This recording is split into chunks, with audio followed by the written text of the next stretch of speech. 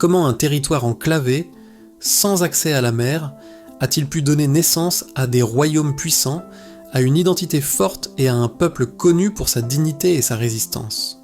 Pourquoi le Burkina Faso, souvent réduit aujourd'hui à ses difficultés, possède-t-il en réalité l'une des histoires les plus profondes et les plus anciennes d'Afrique de l'Ouest? Et comment comprendre le présent de ce pays sans remonter à ses racines les plus lointaines? Aujourd'hui, je vais vous plonger dans l'histoire complète du Burkina Faso, bien avant qu'il ne porte ce nom, bien avant la colonisation, bien avant les frontières modernes.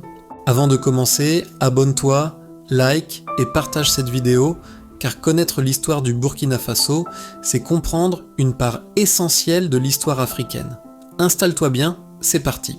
Bien avant l'arrivée des Européens et même avant la formation des grands royaumes, le territoire qui correspond aujourd'hui au Burkina Faso était déjà habité depuis des milliers d'années. Des traces archéologiques montrent la présence humaine très ancienne, avec des communautés vivant de l'agriculture, de l'élevage, de la chasse et du commerce. Ces populations maîtrisaient le fer, cultivaient le mil et le sorgho et entretenaient des échanges avec d'autres régions d'Afrique de l'Ouest. Le Burkina Faso n'a jamais été une terre isolée. Il a toujours été un carrefour, un point de passage entre les zones forestières sahéliennes du sud et les régions sahéliennes du nord. C'est dans ce contexte que se forment progressivement différents peuples, chacun avec sa langue, sa culture, ses traditions et son organisation sociale. Parmi eux, les Mossi vont jouer un rôle central dans l'histoire du pays. Selon la tradition orale, les royaumes Mossi naissent autour du XIe siècle, avec la figure fondatrice de Yenenga, princesse guerrière, et de son fils Ouedraogo, considéré comme l'ancêtre des rois Mossi. Cette origine symbolique est fondamentale, car elle montre que la légitimité du pouvoir Mossi repose autant sur la bravoure que sur la filiation. Les royaumes Mossi, dont les plus connus sont Ouagadougou, Yatanga, Tenkodogo et Fadangourma, développent une organisation politique solide et durable. À leur tête se trouve le Mogo Nahaba, l'empereur entouré d'une hiérarchie bien structurée de chefs, de conseillers et de notables. Le pouvoir n'est pas absolu. Il est encadré par des règles, des coutumes et des équilibres sociaux. La société Mossi est profondément ancrée dans les traditions, le respect des ancêtres et des valeurs communautaires. Contrairement à l'idée reçue selon laquelle les sociétés africaines précoloniales étaient désorganisées, les royaumes Mossi démontrent une grande stabilité politique capable de résister pendant des siècles. Leur puissance repose aussi sur leur capacité militaire. Les cavaliers Mossi sont redoutés dans toute la région et leur raid influence profondément l'équilibre géopolitique de l'Afrique de l'Ouest. Pourtant, malgré leur puissance, les Mossi ne construisent pas de vastes empires comme le Mali ou le Songhai. Ils privilégient la consolidation de leur territoire et la préservation de leur identité. Autour des Mossi coexistent de nombreux autres peuples essentiels à l'histoire du Burkina Faso, les Gourmanchés à l'est, les Bissa au sud, les Lobi au sud-ouest, les Sénoufo, les Dagara, les Bouaba, les Peuls et bien d'autres. Chacun possède ses propres structures sociales, ses croyances, ses formes d'organisation politique. Certains sont centralisés, d'autres plus segmentés, mais tous participent à la richesse culturelle du territoire. Le Burkina Faso précolonial est donc une mosaïque de sociétés dynamiques, interconnectées par le commerce, les alliances et parfois les conflits. Le commerce transsaharien joue également un rôle important. Le sel, l'or, le bétail et les produits agricoles circulent à travers la région. Bien que le territoire burkinabé ne soit pas un grand producteur d'or comme certaines régions voisines, il profite de sa position stratégique. Les routes commerciales renforcent les échanges culturels et économiques. Sur le plan religieux, les croyances traditionnelles dominent longtemps, fondées sur le culte des ancêtres, des forces de la nature et des esprits. L'islam arrive progressivement à travers les échanges commerciaux et s'implante surtout dans certaines zones sans effacer totalement les traditions locales. Cette cohabitation religieuse façonne une identité spirituelle tolérante et multiple. Ce qui marque profondément l'histoire ancienne du Burkina Faso, c'est la capacité de ces sociétés à résister aux grandes puissances voisines. Les royaumes Mossi, en particulier, résistent pendant des siècles aux tentatives d'expansion des empires du Mali et du Songhai. Cette résistance forge une culture de l'indépendance et de la fierté qui traversera les générations. Bien avant la colonisation, le territoire burkinabé possède donc une histoire riche, des institutions solides et une identité forte. Il ne s'agit pas d'un espace vide ou passif, mais d'un ensemble de sociétés organisées, conscientes d'elles-mêmes et capables de se défendre. Cette réalité est essentielle à comprendre car elle explique pourquoi la colonisation ne sera jamais totalement acceptée et pourquoi plus tard, l'idée de dignité et de résistance deviendra centrale dans l'identité du Burkina Faso. Avant même d'être un État moderne, ce territoire est déjà une terre de peuples fiers, enracinés et déterminés. Et cette histoire ancienne va entrer brutalement en collision avec un événement qui va bouleverser à jamais son destin, l'arrivée des puissances coloniales européennes. À la fin du XIXe siècle, l'équilibre ancien qui avait permis aux sociétés du territoire burkinabé de vivre selon leurs propres règles va être brutalement brisé. L'Europe entre dans une phase de conquête accélérée de l'Afrique, motivée par la recherche de matières premières, de nouveaux marchés et par une volonté de domination politique. La France, déjà présente dans plusieurs régions d'Afrique de l'Ouest, avance progressivement vers l'intérieur des terres. Les royaumes et chefferies du territoire qui deviendra le Burkina Faso se retrouvent face à une puissance inconnue, dotée d'armes modernes, d'une organisation militaire centralisée et d'une vision impériale. Les premières confrontations sont violentes. Certaines autorités locales tentent de résister par les armes, d'autres cherchent à négocier, mais l'issue est presque toujours la même. La supériorité militaire française, notamment grâce aux fusils modernes et à l'artillerie, finit par s'imposer. À la fin du XIXe siècle, le territoire est progressivement soumis et intégré à l'empire colonial français. Cette conquête n'est ni pacifique ni acceptée. Elle s'accompagne de violence, de répression et de profondes ruptures sociales. Les structures politiques traditionnelles sont affaiblies ou instrumentalisées. Les chefs locaux sont maintenus en place lorsqu'ils servent les intérêts coloniaux, mais dépossédés de leur réelle autonomie. La colonisation impose un nouvel ordre, fondé sur l'exploitation économique et le contrôle administratif. En 1919, la France crée officiellement la colonie de la Haute-Volta, regroupant plusieurs territoires auparavant administrés séparément. Cette création n'est pas pensée pour le bien des populations locales, mais pour faciliter la gestion coloniale et l'exploitation des ressources humaines. La Haute-Volta devient avant tout un réservoir de main-d'œuvre. Des milliers d'hommes sont recrutés de force pour travailler dans les plantations, les chantiers ou pour servir comme soldats dans l'armée coloniale. Beaucoup sont envoyés loin de chez eux, notamment en Côte d'Ivoire ou au Sénégal, laissant derrière eux des familles désorganisées et des communautés fragilisées. L'économie coloniale transforme profondément la société. Les cultures vivrières sont souvent négligées au profit de cultures destinées à l'exportation. Les impôts coloniaux, payables en argent, obligent les populations à entrer dans un système économique qui leur est étranger. Le travail forcé devient une réalité quotidienne pour de nombreux habitants. Cette exploitation provoque des résistances, parfois ouvertes, parfois silencieuses. Des révoltes éclatent, notamment dans certaines régions, mais elles sont durement réprimées. La colonisation cherche aussi à transformer les mentalités. L'école coloniale est introduite, mais elle reste limitée à une minorité. Elle vise principalement à former des auxiliaires de l'administration, pas à éduquer massivement la population. La langue française est imposée comme langue officielle, tandis que les langues locales sont marginalisées. La religion chrétienne se diffuse à travers les missions, cohabitant parfois difficilement avec les croyances traditionnelles et l'islam déjà présent. La société burkinabé est ainsi profondément bouleversée. Pourtant, malgré la domination coloniale, l'identité locale ne disparaît pas. Les traditions, les structures communautaires et la mémoire collective continuent de se transmettre. Les chefferies traditionnelles, bien que contrôlées, restent des références symboliques importantes. Après la Seconde Guerre mondiale, le monde change. Les idéaux de liberté et de justice, pourtant défendus par les puissances coloniales en Europe, résonnent fortement en Afrique. Les anciens combattants africains, revenus du front, prennent conscience des contradictions du système colonial. En Haute-Volta, comme ailleurs, une élite politique commence à émerger.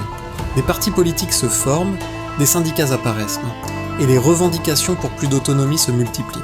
En 1958, la Haute-Volta devient une république autonome au sein de la communauté française. 2 ans plus tard, en 1960, elle accède officiellement à l'indépendance. L'indépendance est accueillie avec espoir et fierté, mais aussi avec de nombreuses incertitudes. Une nouvelle génération commence à rêver d'un changement radical. Des idées nouvelles circulent, inspirées par le panafricanisme, le socialisme et les luttes de libération ailleurs en Afrique. Parmi ces jeunes officiers et intellectuels, une figure va bientôt émerger et bouleverser l'histoire du pays. Son nom deviendra indissociable de la dignité, de la révolution et de l'espoir africain. Cette figure, c'est Thomas Sankara. Au début des années 1980, la Haute-Volta est un pays épuisé. Les coups d'État se succèdent, la corruption gangrène l'État, l'économie est fragile et la population vit dans une pauvreté profonde. L'indépendance politique n'a pas apporté l'émancipation économique espérée. Beaucoup ont le sentiment que le pays reste sous influence étrangère et que les élites gouvernent pour elles-mêmes. C'est dans ce contexte qu'émerge un jeune officier charismatique, intègre et profondément engagé, Thomas Sankara. Formé militairement mais aussi politiquement, Sankara est influencé par les idées panafricanistes, marxistes et anti-impérialistes. Il croit fermement que l'Afrique doit se libérer de la dépendance économique, culturelle et politique qui la maintient dans la pauvreté. En 1983, à la suite d'un coup d'État populaire soutenu par une partie de l'armée et de la jeunesse, Thomas Sankara arrive au pouvoir. Dès le départ, il annonce une rupture totale avec le passé. Son objectif n'est pas simplement de gouverner, mais de transformer radicalement la société. L'un de ses premiers actes symboliques est de changer le nom du pays. La Haute-Volta devient le Burkina Faso, ce qui signifie le pays des hommes intègres. Ce changement n'est pas anodin. Il marque la volonté de rompre avec l'héritage colonial et de redonner au peuple une identité fondée sur la dignité, la responsabilité et l'honneur. Sankara veut que chaque Burkinabé se reconnaisse dans ce nom et dans ce projet de société. La révolution burkinabé se veut populaire, morale et profondément africaine. Sankara prône l'autosuffisance, la sobriété et le rejet du luxe ostentatoire des dirigeants. Il réduit les salaires des ministres, vend les voitures de fonction coûteuses et adopte un mode de vie simple. Pour lui, un dirigeant doit vivre comme son peuple. Cette exemplarité renforce sa popularité, notamment auprès des jeunes et des classes populaires. Sur le plan économique, Sankara lance de vastes campagnes pour développer l'agriculture locale. Il encourage la production nationale, la consommation locale et la lutte contre la dépendance alimentaire. En quelques années, le Burkina Faso atteint l'autosuffisance alimentaire dans certaines régions. Des campagnes de reboisement sont lancées pour lutter contre la désertification. Sur le plan social, la révolution burkinabé est profondément progressiste. Sankara accorde une place centrale aux femmes qu'il considère comme les premières de victimes de l'oppression sociale. Il lutte contre les mariages forcés, l'excision et encourage la scolarisation des filles. Il nomme des femmes à des postes de responsabilité, une décision révolutionnaire pour l'époque. Il affirme clairement que sans l'émancipation des femmes, il ne peut y avoir de véritable libération de la société. Sur le plan de la santé, de vastes campagnes de vaccination sont organisées, permettant de protéger des millions d'enfants contre des maladies mortelles. L'éducation est également renforcée avec des efforts pour lutter contre l'analphabétisme. Mais la révolution de Sankara ne se limite pas aux frontières du Burkina Faso. Il devient une voix puissante sur la scène internationale. Il dénonce la dette africaine qu'il qualifie de mécanisme néocolonial, appelant les pays africains à refuser collectivement de la payer. Il critique ouvertement l'impérialisme, le capitalisme mondial et les élites africaines corrompues. Ce discours courageux lui vaut l'admiration de nombreux peuples, mais aussi l'hostilité de puissances étrangères et de certains dirigeants africains. À l'intérieur du pays, la révolution ne fait pas que des heureux. Les réformes rapides, l'autoritarisme révolutionnaire, la remise en cause de certains privilèges créent des tensions. Des oppositions apparaissent, y compris au sein de l'armée. Parmi les proches de Sankara, des rivalités se développent tant le projet révolutionnaire, aussi sincère soit-il, se heurte à des réalités complexes et à des intérêts puissants. Le 15 octobre 1987, tout bascule.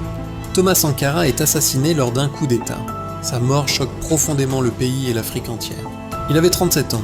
Avec lui s'effondre un espoir immense. Son compagnon d'armes, Blaise Compaoré, prend le pouvoir. Officiellement, il parle de rectification de la révolution. En réalité, le Burkina Faso entre dans une nouvelle ère. L'héritage de Sankara est rapidement remis en question. Certaines politiques sont abandonnées, le pays se rapproche à nouveau des institutions financières internationales et des anciennes puissances coloniales. Mais malgré sa mort, Sankara ne disparaît pas. Son image, ses discours et ses idées continuent de vivre dans la mémoire collective. Il devient un symbole mondial de la lutte pour la dignité, l'intégrité et la souveraineté africaine. Pour de nombreux Africains, Thomas Sankara incarne ce que l'Afrique aurait pu être et peut encore devenir. Son passage au pouvoir, bien que bref, marque à jamais l'histoire du Burkina Faso. Il transforme l'identité nationale, inscrit la notion d'intégrité au cœur du projet politique et laisse une trace indélébile dans la conscience du peuple. Mais après l'espoir vient le temps des compromis, des dérives et des désillusions. Le Burkina Faso va alors entrer dans une longue période de stabilité apparente, mais de profondes fractures, sous un régime qui durera près de 3 décennies. C'est cette période, faite de continuité, de rupture et de crise, que nous allons maintenant explorer. Après l'assassinat de Thomas Sankara, en octobre 1987, le Burkina Faso entre dans une nouvelle phase de son histoire. Blaise Compaoré, ancien compagnon de lutte de Sankara, prend le pouvoir et annonce une rectification de la révolution. Officiellement, il s'agit de corriger les excès et les erreurs du régime précédent. En réalité, c'est une rupture progressive avec l'idéologie sankariste. Le discours change, les alliances changent et les priorités politiques se transforment. Le Burkina Faso se rapproche à nouveau des institutions financières internationales comme le Fonds monétaire international et la Banque mondiale. Les politiques d'austérité, les programmes d'ajustement structurel et la libéralisation de l'économie sont mis en place. Ces choix sont présentés comme nécessaires pour stabiliser le pays et attirer des investissements. Mais pour une grande partie de la population, ils signifient surtout une détérioration des conditions de vie, une réduction des services sociaux et une aggravation des inégalités. Blaise Compaoré installe progressivement un pouvoir personnel solide. Les élections sont organisées, mais elles sont souvent contestées. L'opposition politique existe, mais elle est affaiblie, divisée et parfois réprimée. Les libertés publiques sont officiellement reconnues, mais dans la pratique, la critique du pouvoir comporte des risques. Le régime s'appuie sur l'armée, les réseaux politiques et une forte centralisation du pouvoir. Sur le plan international, Compaoré parvient à se présenter comme un acteur clé de la stabilité régionale. Le Burkina Faso joue un rôle de médiateur dans plusieurs conflits en Afrique de l'Ouest. Cette position lui vaut une certaine reconnaissance diplomatique, mais elle masque aussi des zones d'ombre. Le pays est parfois accusé d'être impliqué dans des trafics et des jeux d'influence régionaux. À l'intérieur, la société burkinabé change. Une nouvelle génération grandit avec la mémoire de Sankara, mais sans en voir les idéaux appliqués. Le sentiment d'injustice se renforce, notamment après des affaires marquantes comme l'assassinat du journaliste Norbert Zongo en 1998 qui choque profondément l'opinion publique. Cet événement devient un symbole de l'impunité et de la crise de confiance entre le peuple et l'État. Malgré cela, le régime se maintient pendant près de 27 ans. Cette longévité repose sur un mélange de contrôle politique, de compromis et de lassitude populaire. Mais sous la surface, la colère s'accumule. Les jeunes, confrontés au chômage, à la pauvreté et au manque de perspective, se sentent trahis. Les mouvements de la société civile se structurent, les syndicats se mobilisent, et la mémoire de Sankara devient un point de ralliement symbolique. En 2014, un événement déclencheur fait basculer le pays. Blaise Compaoré tente de modifier la constitution pour se maintenir au pouvoir. Cette décision est perçue comme un abus de trop. Des manifestations massives éclatent à Ouagadougou et dans plusieurs villes. Le peuple descend dans la rue, sans armes, mais avec une détermination impressionnante. Les symboles du pouvoir sont pris pour cible. Le Parlement est incendié et la pression populaire devient impossible à contenir. En octobre 2014, Blaise Compaoré est contraint de quitter le pouvoir et s'exile. Sa chute marque un moment historique. Pour la première fois, un soulèvement populaire met fin à un régime de longue durée en Afrique de l'Ouest. Cet événement ravive l'espoir et redonne confiance au peuple burkinabé dans sa capacité à reprendre son destin en main. Une transition politique est mise en place avec pour objectif de restaurer l'ordre constitutionnel et d'organiser des élections démocratiques. Mais cette transition est fragile. En 2015, une tentative de coup d'État menée par des éléments de l'ancien régime vient rappeler la fragilité des institutions. Le putsch échoue grâce à la mobilisation populaire et à une partie de l'armée restée fidèle à la transition. Cet épisode montre à quel point le pays reste marqué par son passé politique. Les élections qui suivent permettent l'installation d'un nouveau pouvoir civil, porteur d'espoir, mais confronté à des défis immenses. Car pendant que le Burkina Faso cherche à se reconstruire politiquement, une menace grandissante apparaît, l'insécurité. À partir du milieu des années 2010, le pays est confronté à une montée rapide des attaques armées, notamment dans le nord et l'est. Cette situation bouleverse profondément la vie quotidienne, fragilise l'État et met à l'épreuve la cohésion nationale. Le Burkina Faso entre alors dans une nouvelle phase de son histoire, marquée par l'urgence sécuritaire, la remise en question des alliances internationales et une quête renouvelée de souveraineté. Les événements à venir vont encore transformer le visage du pays et poser une question centrale. Comment préserver l'esprit de dignité et de résistance hérité de son histoire face aux défis du présent? À partir de la seconde moitié des années 2010, le Burkina Faso entre dans l'une des périodes les plus difficiles de toute son histoire contemporaine. Longtemps perçu comme relativement stable dans une région agitée, le pays est progressivement rattrapé par une crise sécuritaire majeure. Des groupes armés, liés pour certains à des organisations djihadistes actives au Sahel, multiplient les attaques, d'abord dans le nord, puis dans l'est et le centre du pays.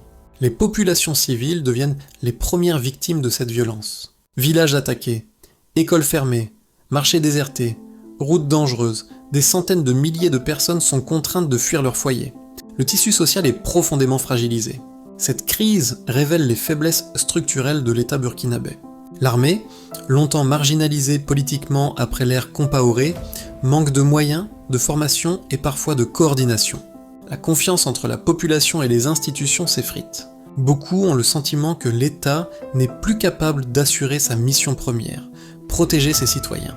Face à cette situation, la colère et la frustration grandissent, notamment parmi les jeunes et les forces armées. Les alliances internationales, en particulier avec la France et certains partenaires occidentaux, sont de plus en plus critiquées.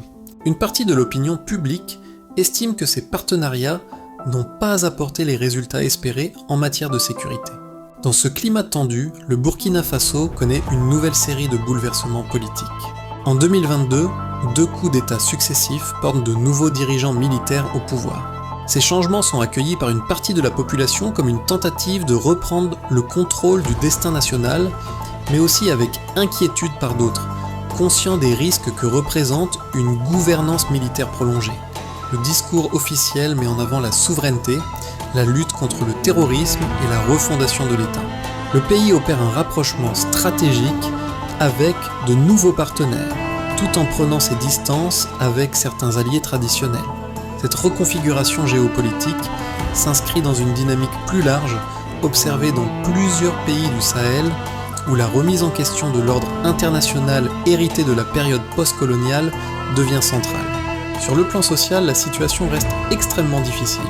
L'économie est fragilisée par l'insécurité, l'inflation touche durement les populations, et les services de base peinent à fonctionner dans certaines zones. Pourtant, malgré ces épreuves, le peuple burkinabé continue de faire preuve d'une résilience remarquable. Les solidarités communautaires jouent un rôle essentiel. Des initiatives locales émergent pour soutenir les déplacés, maintenir l'éducation là où c'est possible et préserver la cohésion sociale. La mémoire historique du pays, marquée par la résistance, la dignité et l'esprit de sacrifice, reste vivante. Thomas Sankara demeure une référence morale, souvent invoquée dans les discours et les imaginaires collectifs, comme un rappel de ce que le pays aspire à être. Aujourd'hui, le Burkina Faso se trouve à un tournant décisif. Son avenir dépendra de sa capacité à restaurer la sécurité, à reconstruire des institutions légitimes, à offrir des perspectives à sa jeunesse et à préserver son unité nationale dans un contexte régional instable. L'histoire du Burkina Faso montre une constante. Ce pays n'a jamais été passif face à l'adversité. Des royaumes anciens à la résistance à la colonisation, de la révolution sankariste aux mobilisations populaires, le peuple burkinabé a toujours cherché à défendre sa dignité. Comprendre l'histoire du Burkina Faso, c'est comprendre un peuple debout, confronté à des défis immenses, mais animé par une volonté profonde de rester maître de son destin. Le Burkina Faso n'est pas seulement un pays confronté à des crises, c'est une nation en construction permanente, forgée par l'épreuve, la résistance et l'espoir.